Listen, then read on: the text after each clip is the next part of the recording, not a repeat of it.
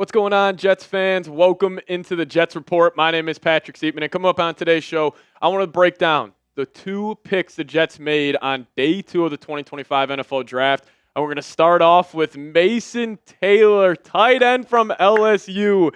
One of the coolest stories of this NFL Draft. This is actually a picture of Mason watching his dad play for the New York Jets. He's got Jets on his forehead. He's got the eye black. He's rocking the sick mohawk in this. I was a huge fan of this selection. I'm going to give this a good grade, but you guys stay tuned for that here in a second. But before we dive into it, don't miss out on the best NFL draft coverage here on YouTube around your New York Jets. Hit that subscribe button today. Day 3's tomorrow. We'll have grades. We'll have a UDFA tracker on Sunday, so you guys will stay up to date on the latest around your New York Jets. So if you guys could, hit that subscribe button today. Help us reach our next milestone of 5,000 subscribers. All right, we're going to break down Mason Taylor here first on today's show. As you know, this is my favorite pickup. Him and Azareyeh Thomas, cornerback from FSU, with 2 picks today. But my grade for Mason Taylor, I got to give this an A+. And it was funny. I forget what mock draft we did here on the channel. It might have been 3 or 4. But we did like the Armand Membou mock draft where the Jets obviously took him at 7. And then I was split between Mason Taylor and Elijah Aroro as the pick in round 2. You could have also gone corner, defensive tackle. But I got to admit, after diving more into Mason Taylor here, I'm a massive fan of this pickup for the Jets. Big body, 6'5", moves really well, physical tight end. So I got to give this an A+. It was a big position of need.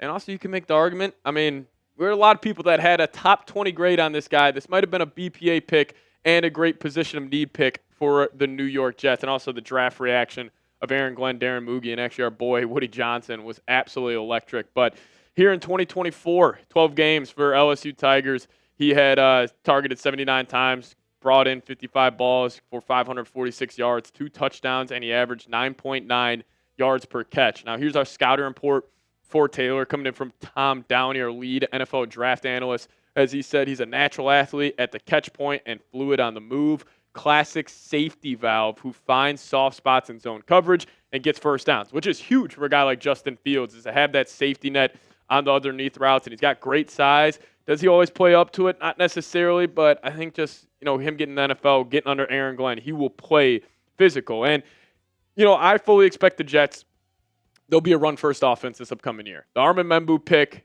kind of solidified that. You obviously brought in Justin Fields. He'll just naturally increase your run game with his dual threat ability because you got to respect what he does. And, obviously the Jets not targeting like a second wide receiver. Instead, they go tight end. And, when was the last time the Jets had a good tight end? It's been a minute. And I think Mason Taylor was the right choice here. But, he does come in at 6'5", 246 pounds. And like I was saying, this past season, 546 yards. But what I love, too, is he's only 20 years old. He's a junior, so he's got a ton of room for improvement in his game. And listen, I'm a fan of this pickup for the Jets. Now, could they have gone corner, D-tackle in round 2? Yes, but, I like the corner they picked up in round 3. And actually, Dane Brugler wrote up an interesting article on Mason Taylor saying this: Taylor was Mr. Reliable in the LSU offense and can be the same for an NFL team. Because of his good size, athleticism, reliable ball skills, and competitive blocking, he projects as a solid NFL starter who doesn't have to lead the field and has some similarities to Hunter Henry. Now, if the Jets get Hunter Henry production out of Mason Taylor, I think that would be fantastic. But I'll ask you guys this. I'm giving this an A+.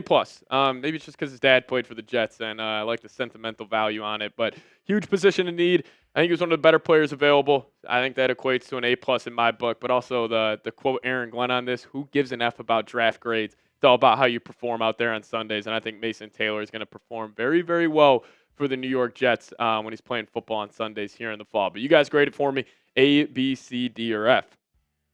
Now the Jets, round 3, pick number 73, they picked up Azareyeh Thomas. I think I got that right. Azareyeh Thomas. Welcome to the New York Jets. Cornerback out of Florida State, but he's a 6'1" corner, long, lanky, and mostly athletic CB type that the NFL loves these types of corners. And this is a guy where Aaron Glenn, Steve Wilks, it can kind of mold him, into their vision of what he could be. So I'm going to give this a B+. It's tough to get like an A+ grade in round 3 unless a guy falls and you kind of get lucky like like Mike Green going late round 2. Like that would be an A+ for the Baltimore Ravens, even with the off the field stuff. But Dane Brugler compared him to Carlton Davis, which is super just high praise for his game. And we had a round 2 grade on him. So the fact the Jets were able to get him at 73 is awesome. He didn't allow a lot of completions this year, just 2 games with more than 2 catches. He also played 427 special team snaps, which is huge. And he's a willing run support player. He does need to tackle just a little bit better, but he uses his length very, very well in coverage. I also see a little Xavier Rhodes in his game as well. The 2017 Xavier Rhodes for the Minnesota Vikings is one of the best corners of all time. He does flash and press man as well, and here was his production this past season for the Florida State Seminoles. Now, does he lack true top end speed? 100%. Like he ran a 4.58 40. Doesn't help him much. But also, I'm not going to really look too much into your 40-yard dash time if you're just a hell of a football player, which he definitely is. And, he is that prototypical long, lanky, and athletic corner. Willing run support player, just needs to be a better tackler, and maybe that's something Aaron Glenn and Steve Wilkes, thought they could get out of his game with the development. And he doesn't always see it well in zone, but I think that's a coaching thing. I don't think that's a player issue for Azareyeh Thomas, and I'm going to give this a B+. Like I said, obviously this is not a move that, is going to move the needle for the New York Jets, but the fact that you were able to go your first 3 picks, Armand Membou, Mason Taylor, Azareyeh Thomas, that's fantastic. Like, all positions of need, all fantastic prospects. I really think the Jets did a great job of just kind of waiting to see how the board fell to them, and then they ended up picking the best player available at huge positions of need. Now, close out today's show. Day 3 just around the corner. Want to talk about our best available guys here. Shedeur Sanders going undrafted on day 1 and day 2. Incredible. Did not expect that whatsoever. Marcus Bowe, guard from Purdue, still on the board. Maybe the Jets, they probably won't go that. Maybe Jack Sawyer, edge rusher. Now, this is where the Jets could go, get a little interesting. Maybe they go wide receiver. Maybe they go a guy like Jalen Royals, Antoine Powell-Ryland. They could go edge. Dylan Sampson, Cameron Williams still out there. There are some good safeties. Billy Bowman Jr. Now, he's an undersized guy. I did a lot of work on him. Extremely productive. Only about 5'9". You also got a guy like Quincy Riley if they want to double down on that cornerback position. Cam Scadaboo still out there. Torrey Horton as well. Gunnar Helm. I know the Jets just got Mason Taylor. Gunnar Helm would be a fantastic pick in like round 5. I'm a massive fan of his. I know his RAS score is absolutely terrible, but apparently he had a sprained ankle. So I'm not really looking too much into that. But yeah, we'll see. We will see what the Jets do on day 3 of the NFL draft. But here are the Jets selections so far. I mean, Dylan, you want to give me your grade? We got producer Dylan producing today's show, diehard Jets fan. What would you say? First 3 picks? You're going to go A-. What was your favorite pick out of this one?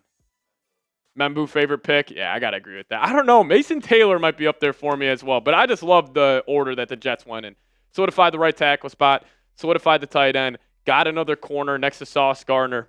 Massive fan of what the New York Jets have done so far in the 2025 NFL draft. So, listen, we'll be here covering the whole day 3 of the NFL draft, also UDFA tracker. But you guys let me know, who do you guys want the Jets to draft next to put the cherry on top of this beautiful 2025 NFL draft for new GM Darren Mougey? I will give credit to this whole Jets organization from how poorly they were ran the last couple of years to where they are now. I know we haven't even played a freaking game yet, but I love where they're going. Also, I'm on Twitter, @PatSiepes. Give me a follow over there. We'll see you guys next time. As always, go Jets.